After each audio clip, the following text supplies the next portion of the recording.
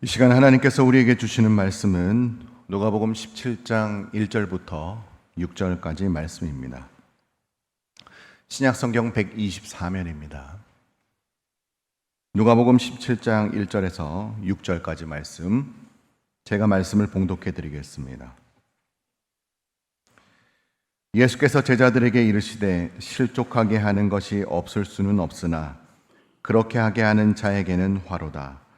그가 이 작은 자 중에 하나를 실족하게 할진대 차라리 연자맷돌이 그 목에 매어 바다에 던져지는 것이 나으리라. 너희는 스스로 조심하라. 만일 내 형제가 죄를 범하거든 경고하고 회개하거든 용서하라. 만일 하루에 7번이라도 내게 죄를 짓고 7번 내게 돌아와 내가 회개하노라 하거든 너는 용서하라 하시더라. 사도들이 주께 여짜오되 우리에게 믿음을 더하소서 하니 주께서 이르시되 너희에게 겨자씨 하나일 만한 믿음이 있었더라면 이 뽕나무더러 뿌리가 뽑혀 바다에 심기어라 하였을 것이요 그것이 너희에게 순종하였으리라. 아멘. 오늘 말씀을 생각하면서 한번 따라하겠습니다. 주님께서 용서하신 것처럼 믿음으로 용서하겠습니다. 되게 이제 교회를 다니시는 분들 자신의 믿음이 다 있다고 생각하죠. 여러분, 믿음이란 게 무엇이겠습니까? 이 믿음이란 것이 참 답이 쉽기도 하고 어렵기도 한 것이 믿음의 문제입니다. 성경에서 믿음을 잘 정리한 구절이 히브리서 11장 6절 말씀이죠. 이 말씀에 보면 크게 세 가지가 있음을 볼 수가 있습니다. 하나님께 나아가는 것이 믿음이다라는 거죠.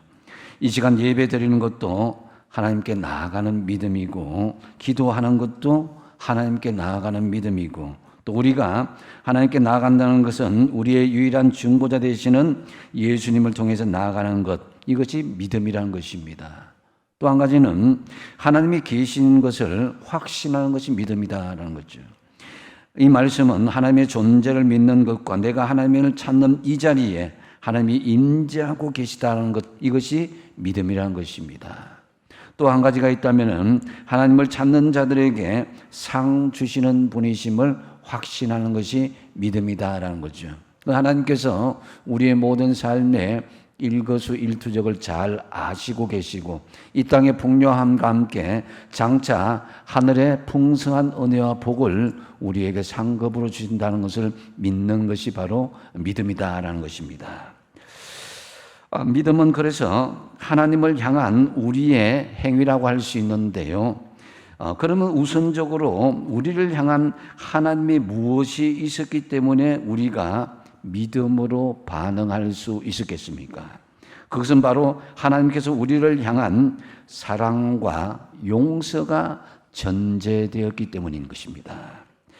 그 용서와 사랑은 예수님께서 우리의 죄를 용서하신 십자가의 구속이라고 할 수 있습니다. 그러므로 우리의 믿음과 하나님의 용서는 서로 뗄래야 뗄 수 없는 귀한 서로 연관관계가 있다, 상호작용이 한다라고 할 수 있습니다. 바로 여러분이 이 자리에 앉아 계신 이유가 십자가의 용서가 있었기 때문에 우리가 그에 반응하여서 믿음으로 이 자리에 있게 된 줄로 믿으시기 바랍니다. 그래서 오늘 본문에서는 주님께서 용서한 믿음을 통해서 우리에게 귀한 교훈의 말씀을 주시는데요. 먼저 첫 번째로 한 영혼이 소중하다라는 그런 말씀을 하십니다. 오늘 본문에서 예수님은 믿음의 공동체 안에서 서로 실족하게 하는 것, 이것은 불가피하게 일어날 수도 있다라고 말씀합니다. 그래서 1절 상반절을 보면 예수님께서 제자들에게 이르시되 실족하게 하는 것이 없을 수는 없다는 것입니다. 그래서 이 말씀을 직역을 하면은 바로 실족할 수밖에 있는 그런 일들이 벌어질 수 있다는 것입니다.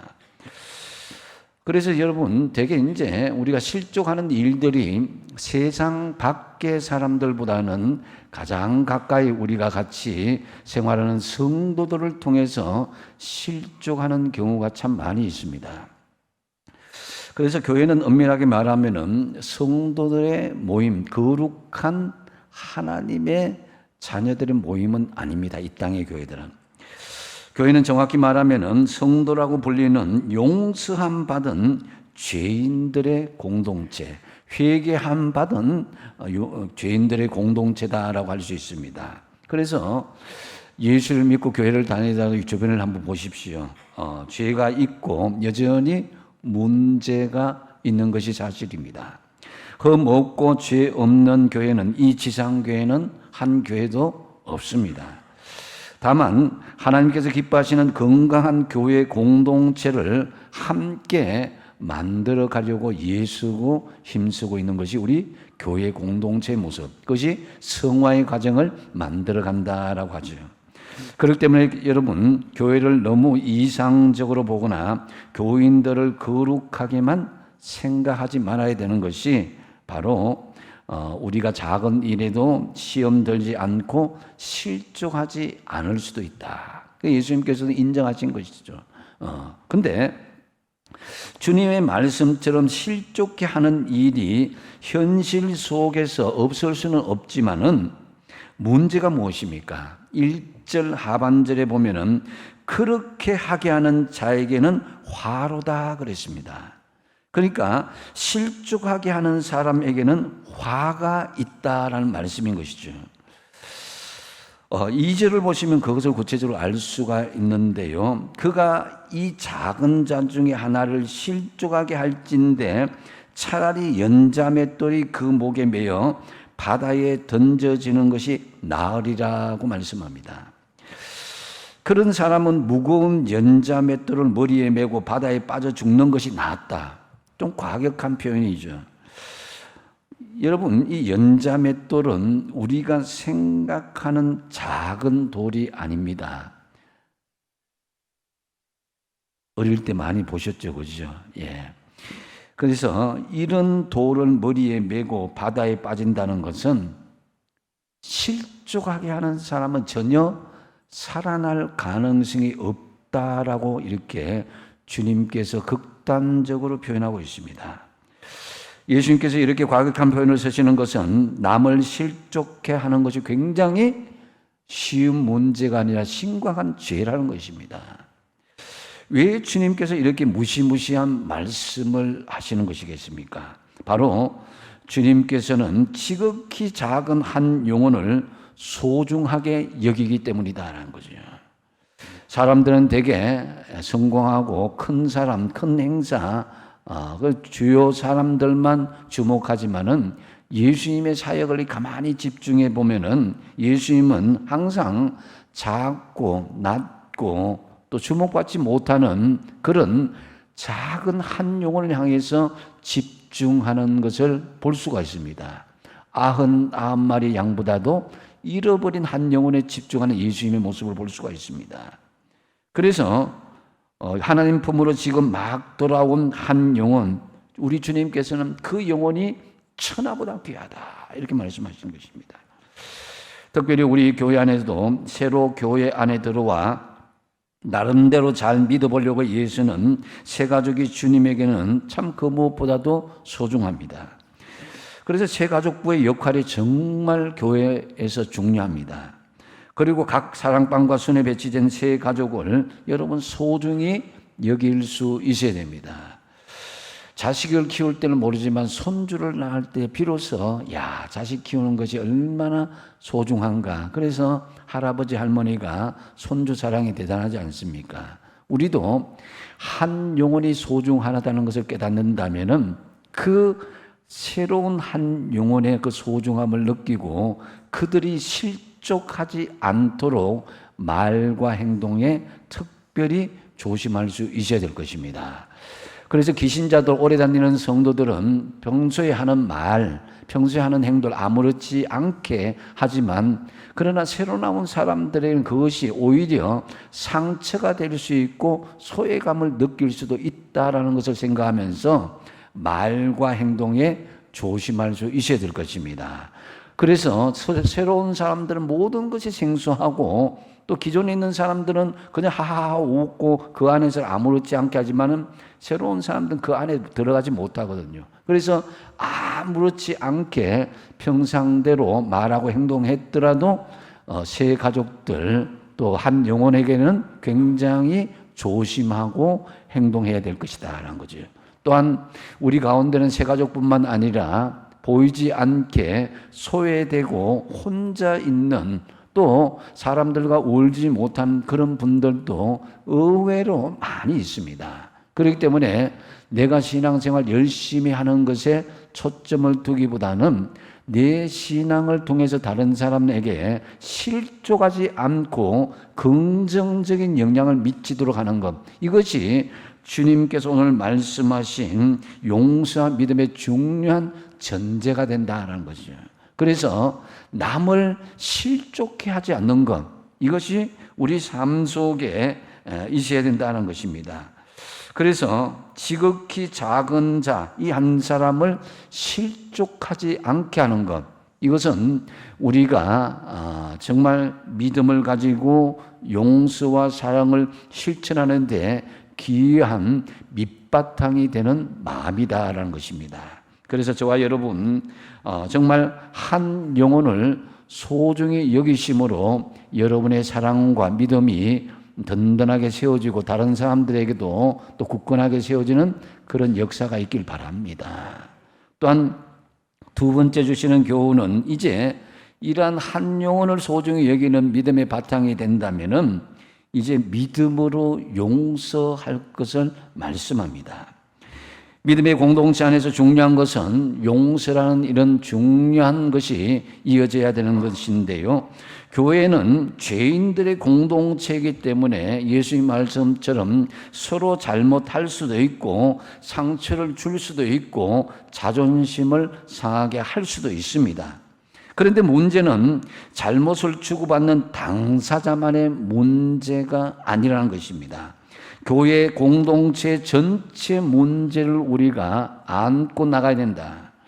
실족해 하는 문제는 당사자가 교회에서 떠난다고 하더라도 죄의 문제는 교회 공동체 자체를 깨트릴 수 있다라는 것입니다. 그래서 믿음이 있다면 어쩌면 용서는 당연한 수순인데 그것을 미루다 보면 그것이 쌓여서 나중에 큰 문제로 나중에 엄청난 부정적인 그런 결과에 이를 수가 있습니다. 물론 교회 안에 은혜가 충만하면 모든 문제가 다 은혜로 덮여집니다. 하지만 은혜가 사라지고 그 포장이 벗겨지게 되면 묵혀있던 상처들이 오래된 갈등들이 막 터져 나와서 갑자기 교회가 어려움을 겪게 되는 그런 일들도 벌어질 수 있다는 것입니다. 그래서 상처는 계속 묵혀두지 말고 즉시 치료하고 회복하는 것이 중요하다. 그래서 믿음을 가진 성도들은 서로 용서해야 공동체가 살아날 수 있는데요.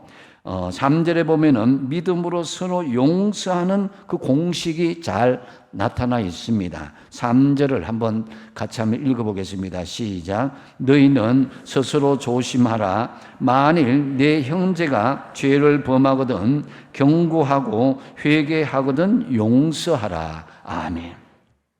여기에서 3단계를 볼 수가 있습니다. 첫 번째 단계는 뭐냐? 스스로 조심하라는 것입니다.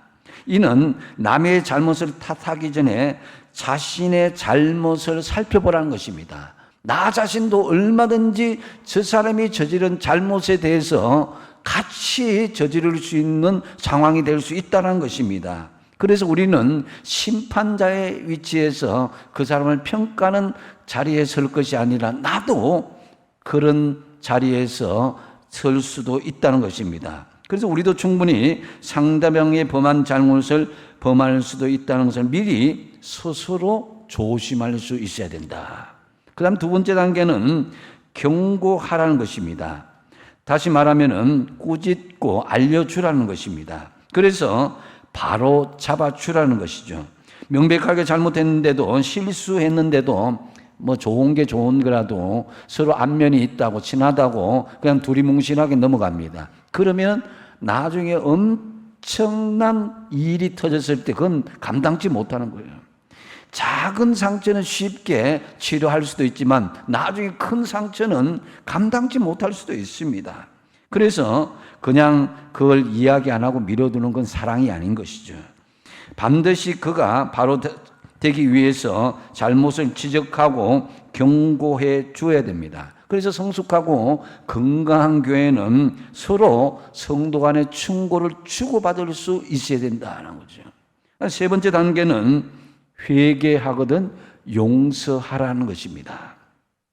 여기서 중요한 것은 잘못을 지적하는 자체가 목표가 아니라는 것입니다. 잘못을 지적하고 경고하는 것은 아니라 궁극적인 목표는 용서인 거예요. 그래서 용서의 문을 우리가 먼저 활짝 열어놓고 그 사람을 끌어안고 품는 마음으로 그 잘못을 지적하고 그 잘못에 대해서 꾸짖을 수 있어야 되는 것입니다. 그래서 여러분, 믿음을 가진 성도 여러분이라면은 믿음으로 서로 용서하는 이 공식을 잘 기억하십시오. 첫 번째 단계로 스스로 조심하고 그 다음에 경고를 하고 회개하거든 용서하라는 것입니다. 실제로 시골 교회에서 있었던 일인데요. 어떤 연세 되신 한 분이 이제 교회에 등록을 하게 되었습니다. 이분이 교회에 매주일마다 주일도 빠지지 않고 심지어는 새벽 기도도 나오시고 새벽 기도 시간에도 늦게까지 기도하셨습니다. 그리고 교회에 무슨 일이 있다면은 같이 일도 도와주고 하는데, 그런데 이분의 안색이 늘 어둡고 사람들을 반기는 얼굴이 아니었습니다. 그래서 사람들이 가까이 하는 것을 서로 꺼려하고 그렇게 하다 보니까 성도들은 저 사람의 성향이 그런 사람인가 보다 그렇게 생각했더라는 것입니다. 그러다가 어느 날 이 부흥회가 있었는데 마지막 날 밤에 그 부흥사 목사님이 이 말씀을 전하셨습니다. 그래서 십자가 용서의 말씀을 전하는데 요지가 이렇습니다. 여러분이 아직 붙들고 있는 그 사람을 놓아주십시오. 그 사람을 위해서가 아니라 여러분 자신의 영혼을 위해서라도, 하나님 앞에서 여러분이 다시 숨을 쉬기 위해서라도 이제 그 사람을 놓아주십시오라는 그런 요지였습니다. 예배가 끝난 후에 그 어르신은 목사님을 찾아와서 떨리는 목소리로 이렇게 솔직하게 자신의 과거를 고백합니다.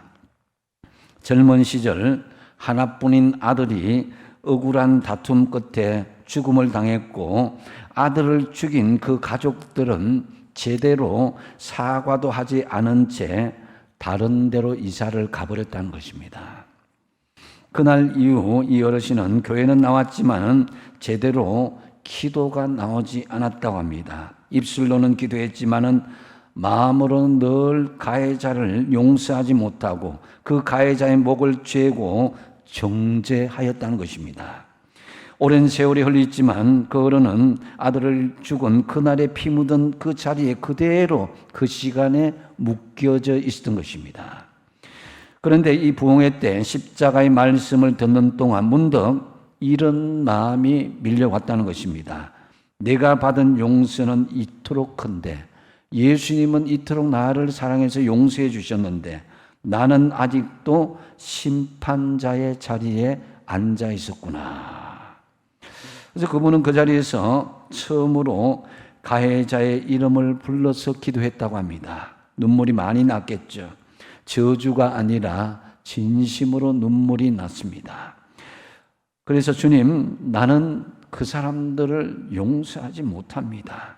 그러나 주님이 베푸신 그 용서에 기대어서 이제 그 사람을 주님 손에 맡깁니다라고 기도가 나오더라는 겁니다. 물론 이분의 삶에 이 기도로 모든 문제가 순식간에 해결된 건 아니었습니다. 여전히 아들은 돌아오지도 않고 잃어버린 세월은 복원되지도 않았습니다. 하지만 사람들은 그 다음 주일부터 이 어르신의 얼굴주름은 여전했지만 표정이 점점 부드러워졌고 어두운 얼굴은 조금씩 밝아지기 시작했습니다. 이때 이분의 믿음은 용서로 아름답게 성화되고 있었는데 이렇게 말씀하시더란 것입니다.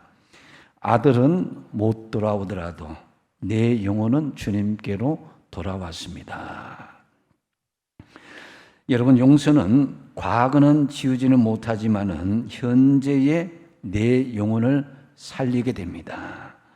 용서는 상처는 완전히는 없애지는 못해도 그 상처가 더 이상 내 존재를 어둡게 지배하지 못하게 만들고 오히려 믿음에 굳건하게 서게 하는 것입니다.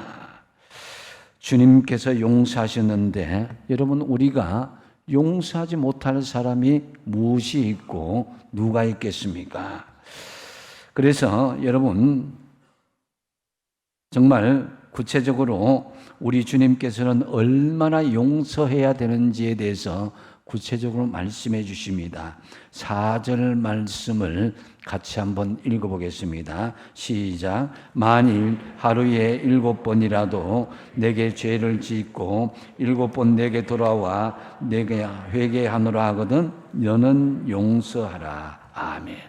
하루에 7번이라도 잘못을 범하고 회개하거든 용서하라고 말씀하십니다.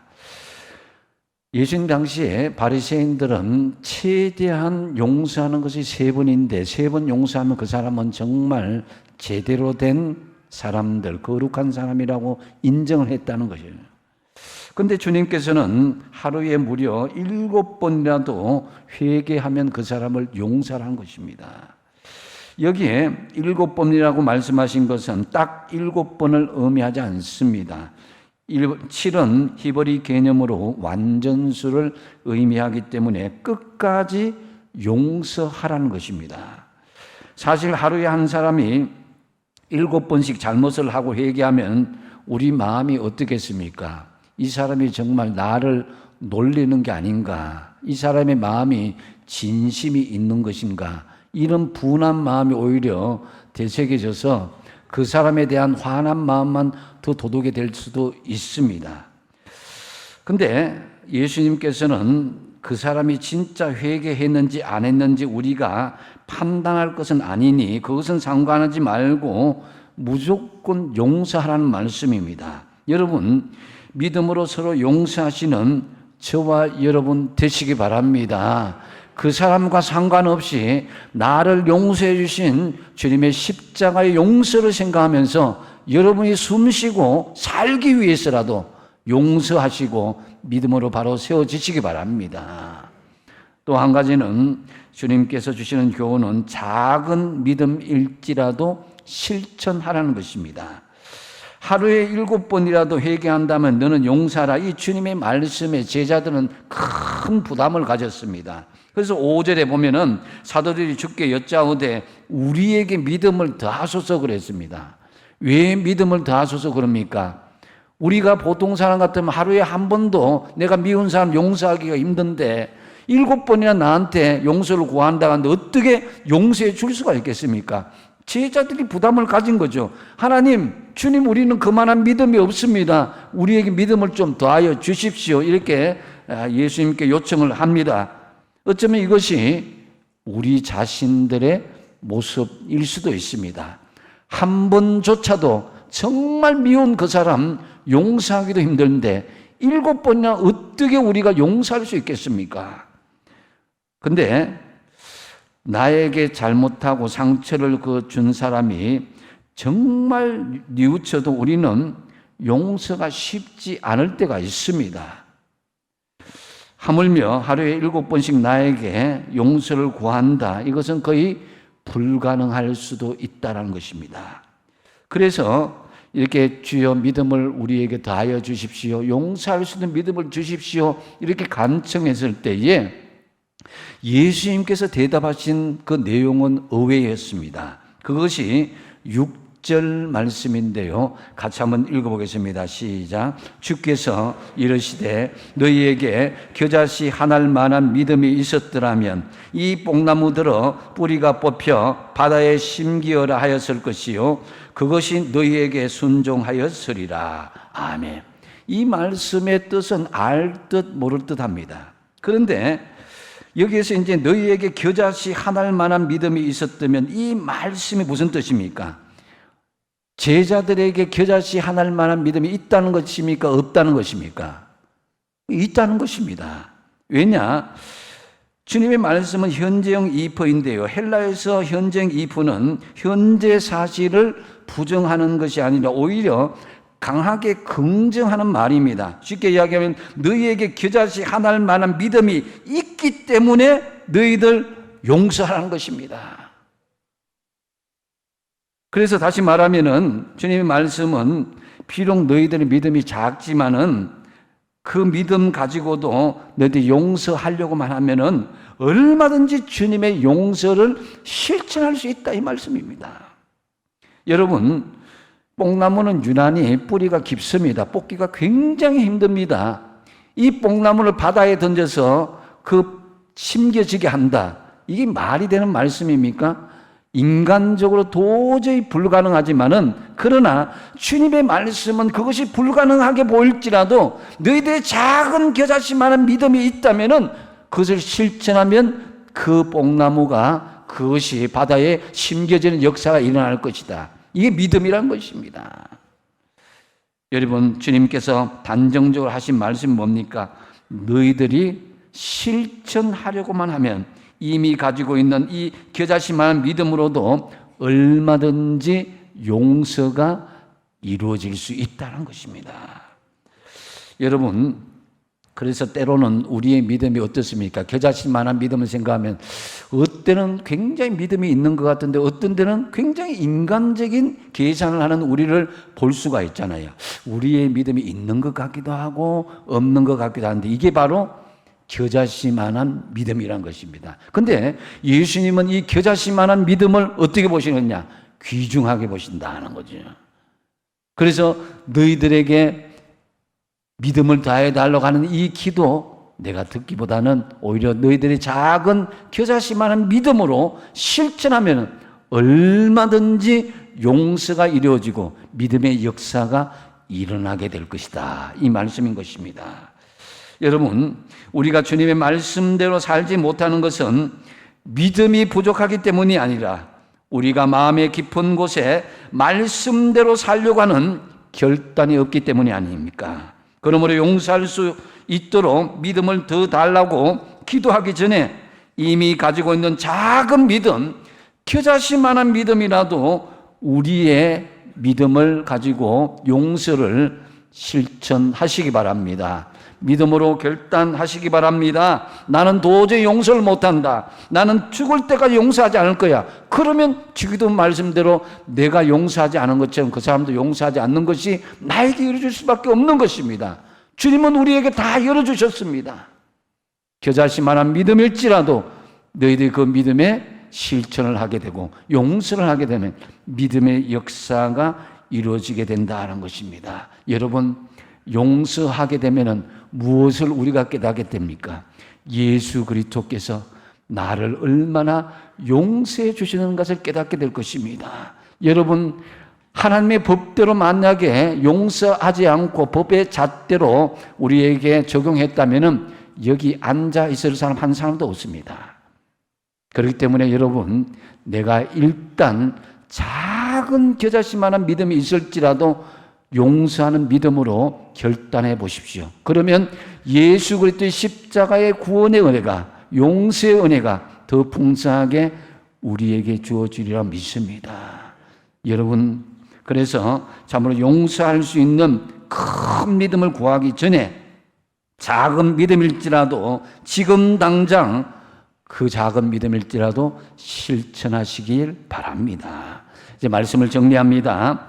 우리는 용서, 사랑의 시작이라는 주제로 올해 중반을 벌써 지나고 있습니다. 믿음을 가진 성도 여러분, 나는 얼마나 그 용서를 실천하고 있습니까? 주님께서 말씀하시는 용서와 믿음을 통해서 주시는 교훈, 오늘 첫 번째 교훈이 뭡니까? 그 밑바닥에는 한 영혼을 소중하게 여기는 것이 중요하다는 거예요. 두 번째 뭡니까? 믿음으로 용서하는 것입니다. 그 사람이 7번이나 용서를 구했다면 그 사람 진짜 회개했는지 그렇게 판단하지 말고 무조건 주님 주신 십자가의 은혜를 믿고 믿음으로 용서를 선포하십시오. 세 번째 뭡니까? 작은 믿음일지라도 실천하라는 것입니다. 용서할 만큼 큰 믿음이 없다고 하지 말고 작은 겨자씨만한 믿음일지라도 믿음으로 용서를 선포하고 실천하시라 이겁니다. 그러므로서 주님 주시는 십자가의 구원의 은혜가 여러분의 삶 속에 풍성하게 임하시기 바랍니다.